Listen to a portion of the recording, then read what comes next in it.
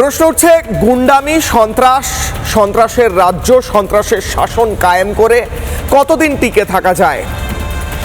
শাসক দলের নেতা মন্ত্রীদের মুখ থেকে গুন্ডামির উস্কানি, অথবা তৃণমূল দলনেত্রী তথা মুখ্যমন্ত্রী মমতা বন্দ্যোপাধ্যায়ের মুখ থেকে উস্কানিটা এখন জলভাত হয়ে গিয়েছে।